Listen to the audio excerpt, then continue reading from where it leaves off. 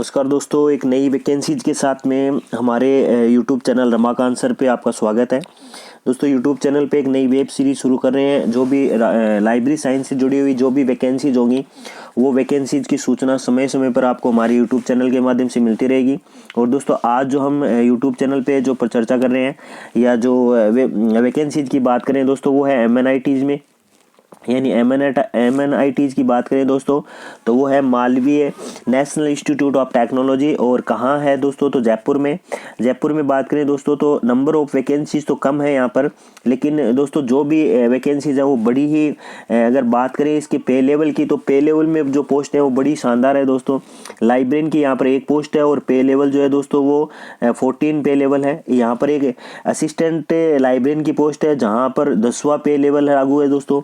और बात करें दोस्तों इनका पे स्केल, तो इनका पे स्केल जो है वो अगर लाइब्रेरियन की बात करें तो लाइब्रेरियन का पे स्केल है 10,000, और असिस्टेंट लाइब्रेरियन की बात करें दोस्तों तो यहाँ पर पे स्केल है 5,400। यानी कहने का मतलब यहाँ पर जो इन जो सैलरी जो है दोस्तों वो बड़ी ही शानदार प्रकार की है। और इसके लिए आपको क्या चाहिए, तो जैसा मैंने पूर्व वीडियो में बोला दोस्तों कि लाइब्रेरी साइंस में वेल क्वालिफाइड स्टूडेंट्स की संख्या बहुत ही कम है।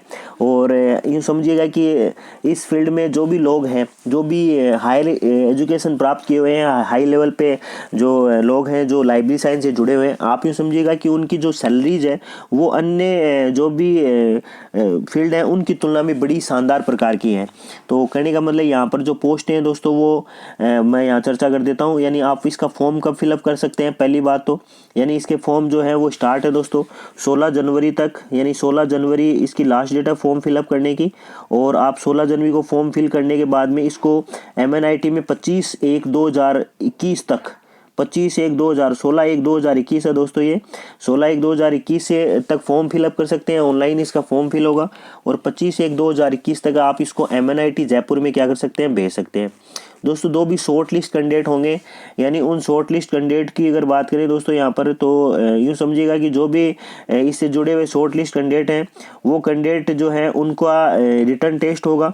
और रिटर्न टेस्ट कहाँ होगा दोस्तों इनका, तो वो भी आपको बता देता हूँ, वो भी MNITs में होगा दोस्तों। यानी रिटर्न टेस्ट इनका MNIT जयपुर में हो जाएगा।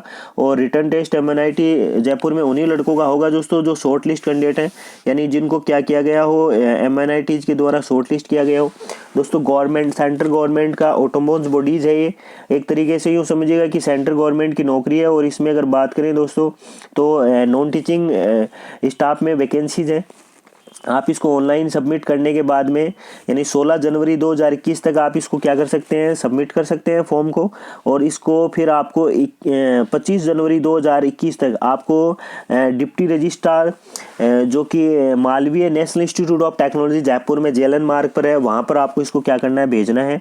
अगर बात करें दोस्तों यहाँ पर नंबर ऑफ पोस्ट की, तो यहाँ पर पोस्ट जो है वो पहली सबसे बड़ी पोस्ट जो है वो लाइब्रेरियन की बड़ी अच्छी सैलरी वाली पोस्ट है दोस्तों। जनरल कैटेगरी के लिए एक पोस्ट है, यहाँ पर एक वैकेंसीज है। और बात करें दोस्तों तो यहाँ पर असिस्टेंट लाइब्रेरियन के लिए है, वो यहाँ पर 2 पोस्ट हैं, यानी टोटल 2 और 1 यानी 3 पोस्टें हैं, यानी वैकेंसीज 3 है। और वही लोग अप्लाई कर सकते हैं जिनके पास में अच्छा एक्सपीरियंस है, या एक्सपीरियंस के साथ में जिन लोगों ने क्या कर रखा है, जो नेट क्वालिफाइड है, नेट है, स्लेट है या सेट है, स्टेट लेवल एलिजिबिलिटी टेस्ट है या स्टेट एलिजिबिलिटी टेस्ट है, वो लोग ही क्या कर सकते हैं दोस्तों इसमें अप्लाई कर सकते हैं। और इसका पे स्केल जैसा कि मैंने आपको बताया, इसका पे ग्रेड बहुत ही शानदार है दोस्तों। असिस्टेंट लाइब्रेरियन के लिए भी 5400 पे ग्रेड है। और साथ ही बात करें दोस्तों लाइब्रेरियन के लिए, तो लाइब्रेरियन के लिए यहाँ पे लेवल जो है दोस्तों वो 10,000 है। तो कहने का मतलब सैलरीज में तो यहाँ बहुत ही अच्छा काम है।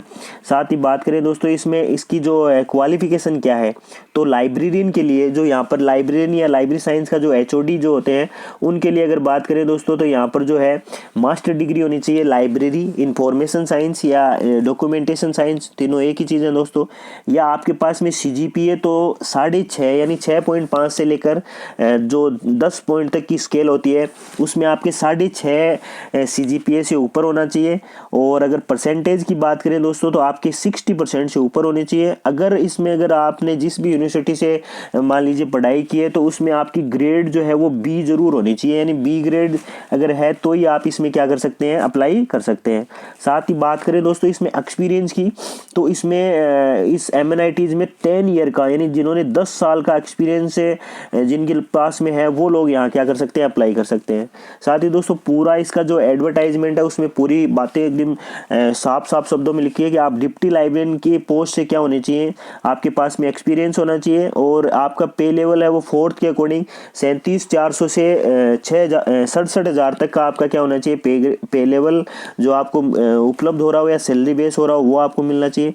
यहाँ पर डिजायरेबल दे रखा है कि हायर डिग्री जैसे PhD और equivalent in relative discipline directly relative of library science, यानी आपके पास में या तो PhD या PhD के इक्विवेलेंट जो भी आपके पास में जैसे नेट है, सैट है या स्लेट है, ये आपके पास में क्या होनी चाहिए, ये उपलब्ध होनी चाहिए, तभी आप इसमें अप्लाई कर सकते हैं। साथ ही बात करें दोस्तों इसकी जो एज लिमिट जो है वो है 56 ईयर, यानी एज लिमिट जो है 56 ईयर है।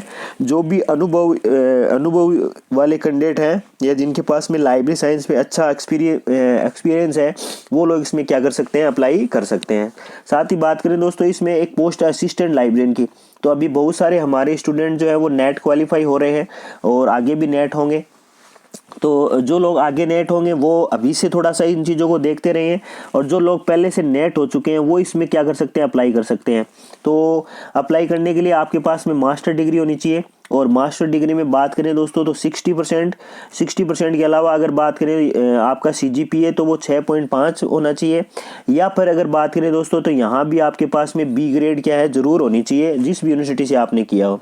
साथ ही यहाँ पर लिखा है qualifying in the national level test such as NET SLET SET conclude of purpose by the UGC of any other agency, जो अप्रूवल एजेंसी है वो क्या है कर सकती है, ये जो नेट स्लेट का एग्जाम करवाती है वो आप क्वालिफाई होने चाहिए।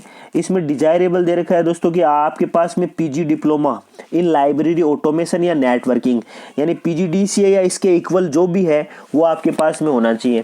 दोस्तों एक अपने यहाँ PGDLN होता है, अगर आपको जानकारी हो तो PGDLN यानी ये होता है दोस्तों post graduate diploma in library automation and networking.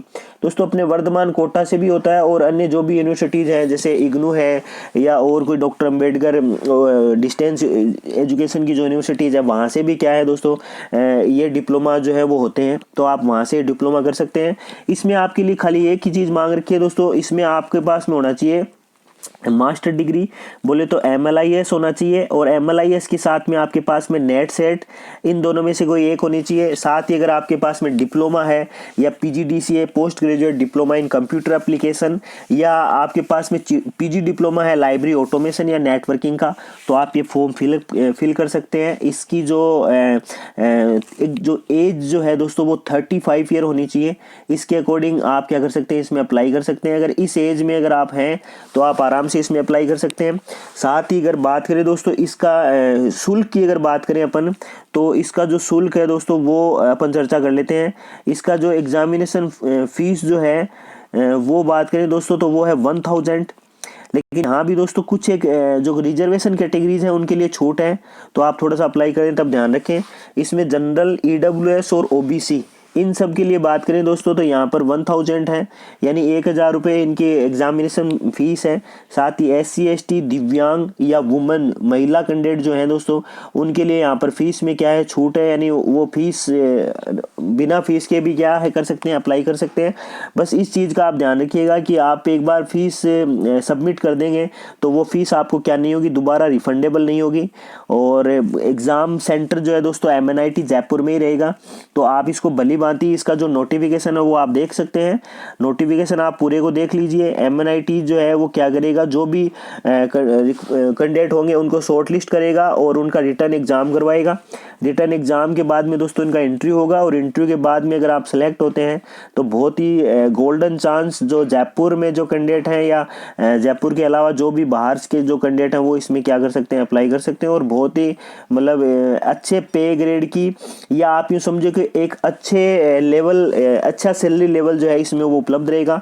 MNITs हैं दोस्तों, तो आप समझते होंगे कि देश में जो भी IITs हैं, IITs के बाद में किसका नंबर है, तो IITs के बाद में दोस्तों MNITs का ही नंबर है।